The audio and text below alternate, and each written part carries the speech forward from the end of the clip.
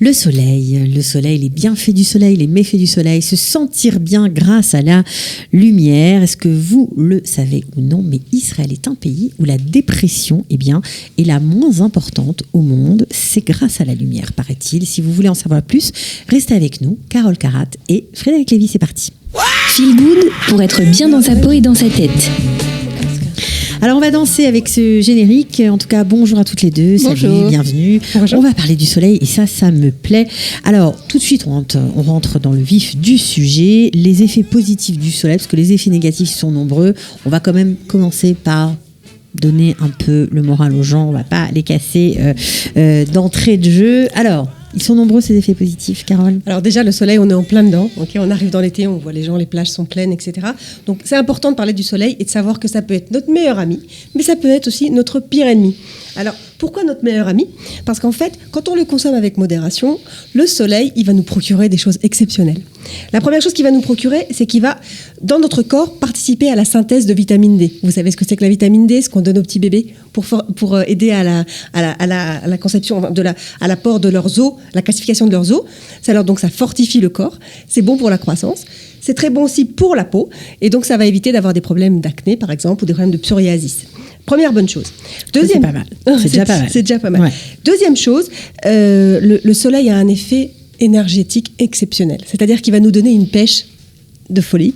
Pourquoi ? Parce qu'en fait, dans le soleil et dans la lumière qui est apportée par le soleil, il y a une hormone qui s'appelle l'endorphine. L'endorphine, son nom, on le connaît. L'hormone du bonheur. Rien qu'on l'entend, on est en plein dans le bien-être, on plane. On en veut. On plane. Et en fait, c'est quoi ? C'est une hormone qui va nous permettre de lutter contre la dépression saisonnière. Alors, effectivement, vous l'avez dit, en Israël, il n'y a pas de dépression saisonnière, ou très peu.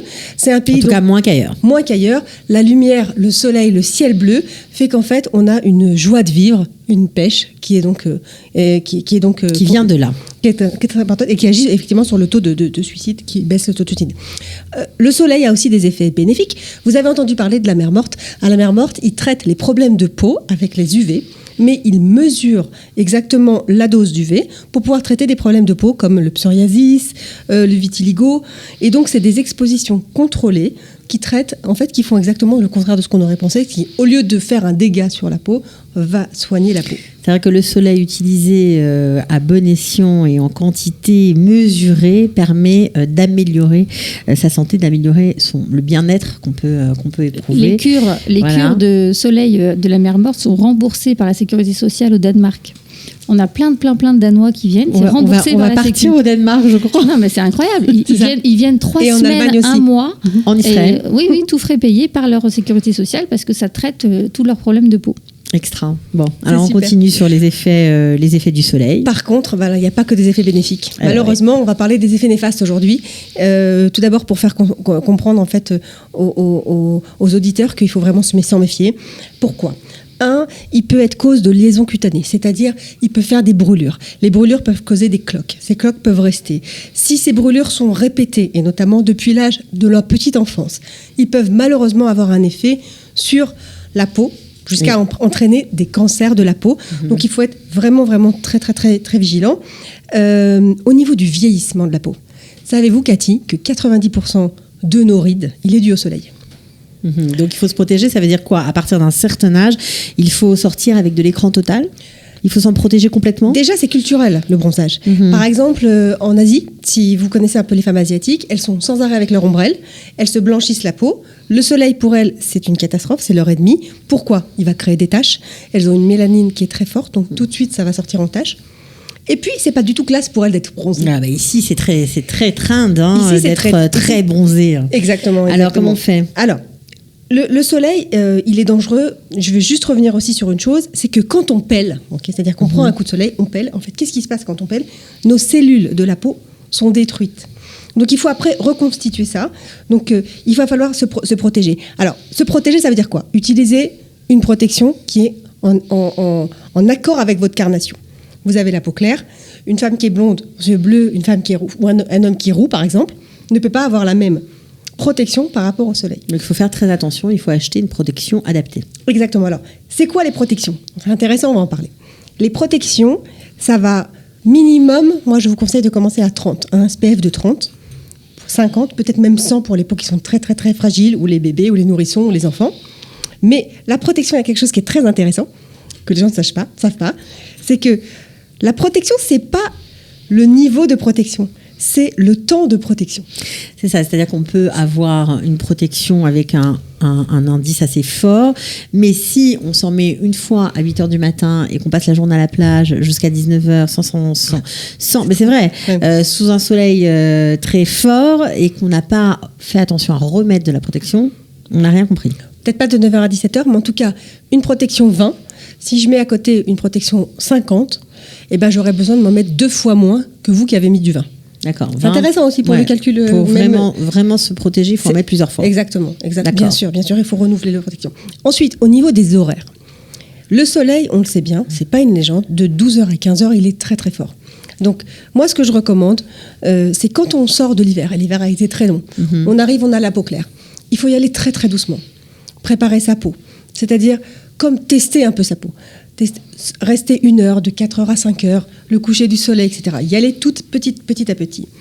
Et puis, mettre donc, bien sûr des protections qui sont adaptées en fonction de la carnation. Ouais. Et protéger sa peau quand on sort du soleil. Réhydrater. Ah, il faut réhydrater. Qu'est-ce qui se passe même si on n'a pas de coup de soleil. Même si on n'a pas de coup de soleil. Qu'est-ce qui se passe quand il y a du soleil ? Le soleil casse les fibres de l'élastine. Donc, pour réparer, il faut ou une crème à l'aloe vera, ou alors, il faut une crème ou un beurre de karité. C'est génial. Ça répare toutes les couches. Ça veut dire que la peau vieillit moins. La peau va être réparée. Voilà. Et puis après, petit à petit, on commence à bronzer un peu, mais il faut y aller petit à petit. Par contre, arriver de vacances, poser les valises, rester comme ça, très mauvais. Faire, on dit, recto verso, ça c'est une catastrophe. C'est une catastrophe parce qu'après, on le paye. D'accord. Voilà. Dans les dégâts, dans les méfaits, je vais aussi vous parler de ce que ça fait sur les yeux, par exemple. Les yeux sont fragiles. 20% des cas de cataracte sont dus au soleil.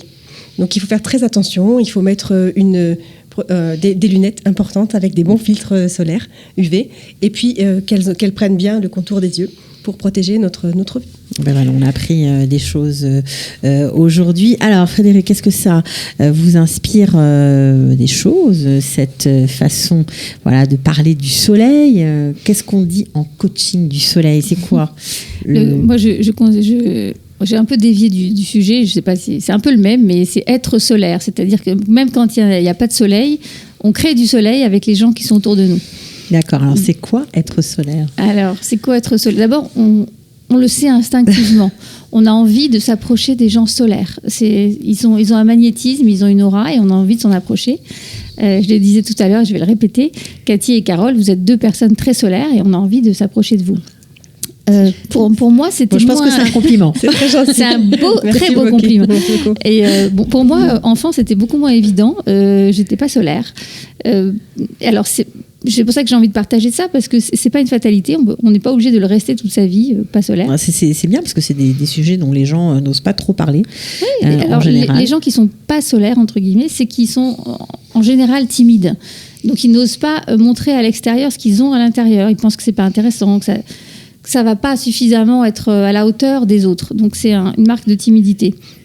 Alors on fait comment c'est pas grave pour devenir solaire? C'est compliqué. Eh ben, on essaye de se dire que ce qu'on a à l'intérieur, on peut le montrer à l'extérieur et c'est beau. Donc évidemment, ça rejoint l'estime de soi, la confiance en soi, on en a déjà parlé, on ne va pas en reparler ici. Mais disons que toutes nos belles qualités, ben oui, les gens qui sont autour de nous méritent de les connaître.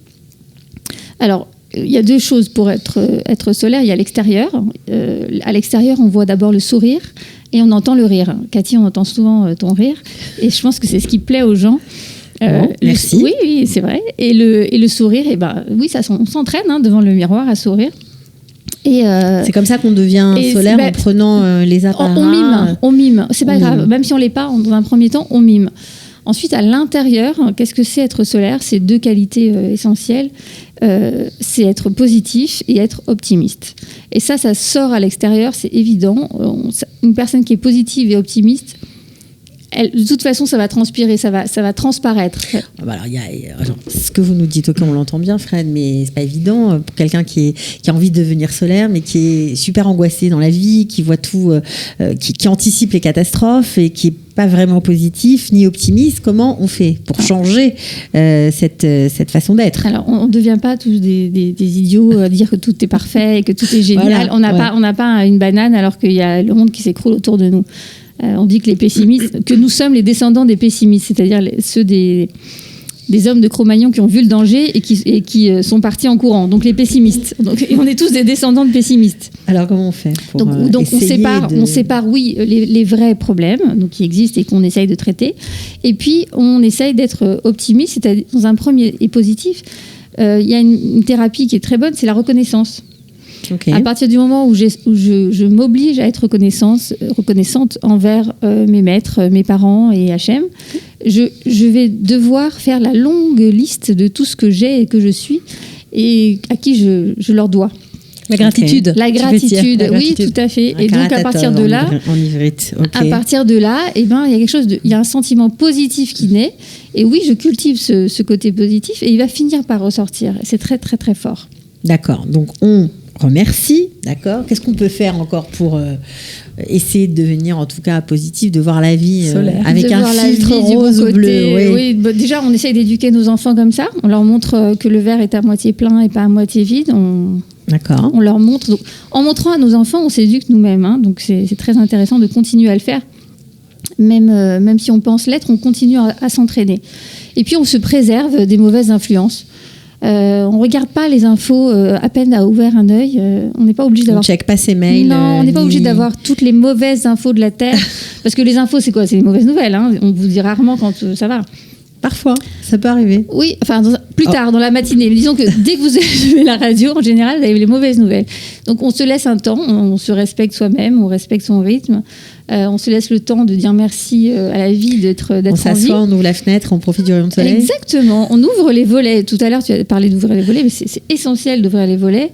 On met de la musique. Ça, c'est essentiel pour le moral. Et tout ça fait qu'on devient petit à petit quelqu'un de solaire. On danse. On a des vibrations. Ok, bon, alors on aura compris que le soleil n'est pas que néfaste. On a beaucoup à prendre de lui, bien sûr, au sens positif des choses. Et puis voilà, on peut soi-même devenir solaire, essayer d'éclairer les gens autour de soi. S'entourer de gens solaires et donc devenir solaire pour qu'on ait envie aussi, que les autres aient aussi envie d'être près de vous. Bon, alors c'est très sympathique. Sans prendre de coups de soleil. Sans prendre de coups de soleil et se protéger. Alors, je sais qu'il y a plein de nouveaux produits, on n'en a pas parlé, mais puisqu'on est dans une émission bien-être, parfois on peut avoir, en tout cas vous êtes là, donc je profite de votre présence pour donner des trucs à ceux qui nous écoutent. Est-ce qu'il y a un produit un peu branché, un peu qui a le vent en poupe? En fait, ce que je voulais dire, c'est qu'on n'est pas tous obligés d'être bronzés, d'abord, c'est la première chose. Il y a pas mal de femmes qui choisissent de rester blanches. Parce que c'est joli, c'est élégant, on n'a pas de taches, etc. Mais celles qui veulent être bronzées sans aller au soleil, c'est aussi possible. Alors, comment on fait? Il y a énormément de produits qui sont auto-bronzants, mais c'est une nouvelle génération d'auto-bronzants. Ça fait pas de marque, ça fait pas orange, carotte? Elle n'est pas orange, elle est facile à appliquer. Elle s'applique avec des brumes, avec des sprays. Et puis en plus, elle est anti-âge et en plus, elle est protectrice. C'est-à-dire que même si vous êtes un peu au soleil, vous restez 1 heure, vous bronzez comme si vous êtes resté 6 heures. D'accord. Donc en fait, ou plus. Alors, qu'est-ce qu'il y a comme produit que j'ai à vous recommander? Il y a par exemple une brume chez L'Oréal qui s'appelle la brume protectrice sublime bronze de L'Oréal, qui va avoir un effet bronzage parfait et très unifié. Ça, c'est magnifique. Chez Lancaster, il y a un autobronzant très sympa qui vient de sortir. C'est un autobronzant sous la douche.